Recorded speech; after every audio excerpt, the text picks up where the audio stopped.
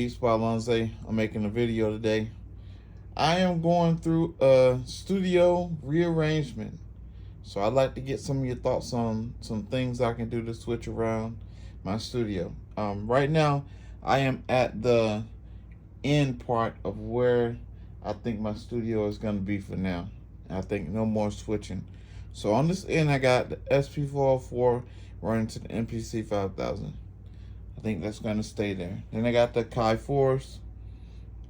And on this work desk, it's a, studio work desk where you can have monitors at the top. And I got a actual Apple monitor down there on the end for viewership of my Mac Studio, which is right there, which also extends to that computer monitor over there, and that's where I do all my podcasting and do all my videos in front of the computer from there.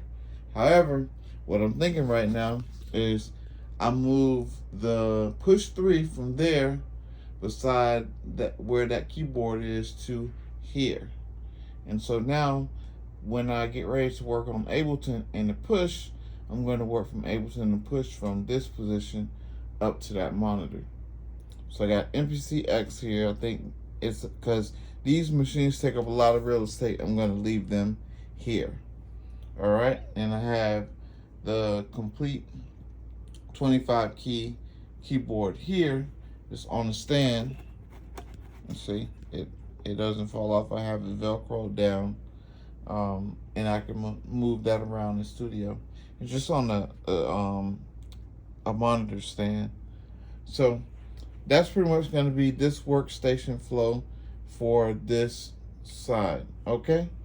Now moving along, over here is the MPC Key 61, which will be on its own. So whenever I get ready to make content for the Key 61, it's on the right side of my studio. So this rack here is my accessory rack pretty much. And what I use this rack for is to hold the equipment that I don't readily use every day. So if I don't really get to it and have to use it, it is here. I have an extra microphone there, and then I have my whiteboard of success over here. Now, I was thinking of moving the mixer from this position over here, but in order to move the mixer from this position to that side of the studio, that would require me to rewire all of my computers from one whole side of the studio to another, and I don't think that that's gonna be a good idea for me, because right now I have this Zenith control that's a USB audio interface that runs my Windows computer and runs the sound for my whole studio. So that's the control hub of my studio, which also runs into the mixer, if that makes sense.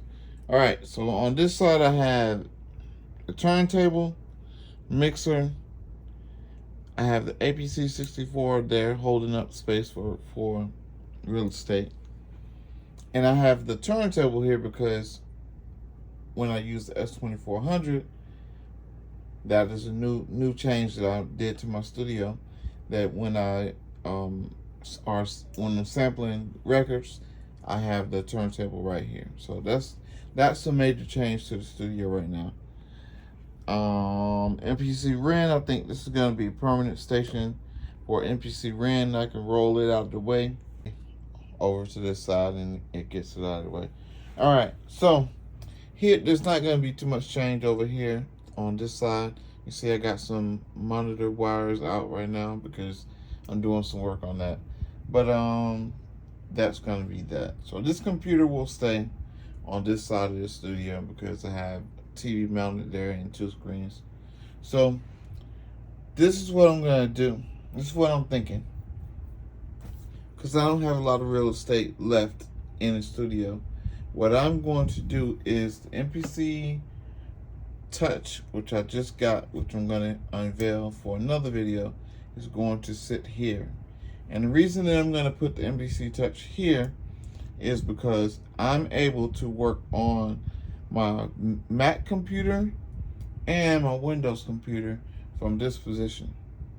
So that way when I get ready to teach classes on MPC controller mode from the computer, then I'm able to access the MPC Touch from here.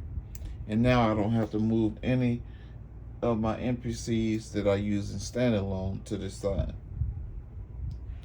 So the last thing on this side of the studio is I have the machine products. I have my machine studio. I have the complete 49 keys. I have normally the machine jam sits right here where the MPC-1 is. And I have a stand-up table for the MPC-1. So I'm going to move the MPC-1 to the stand-up table over there. And I'll put the jam back. And I got the Mark MK3. And then I got to figure out if I'm going to use the Machine Plus, where I'm going to put the Machine Plus, because right now it's in the case and I keep going back and forth with it from this studio to my house, so in my bedroom. So I'm going to figure out where I'm going to put that one. I think I'm going to alternate between the MPC-1 and the Machine Plus to have them on the stand-up table. And then last but not least, I have the push 2 down here in the bottom position. And I think that whenever I want to use Ableton and not use the push 3, I can just bring it back on top of the table here where the touch is going to be, and I can just alternate the touch between right there on that box and the push 2. So let me know in the comments what you think, what you do, how you arrange and organize it. But for right now, this is going to be the setup that I have for right now. So next video you'll see would be it being cleaned and organized and everything right where it should be. Yeah, so thanks for watching this video. If you hadn't done so already, please like, comment, and subscribe to this video. What that does is it brings other people to this channel by way of the algorithm and lets them know that I'm here. So if you hadn't done that already, please do that. Really appreciate that. And also check out my albums that I have on Bandcamp. That's at beatsbylonze.bandcamp.com. Peace.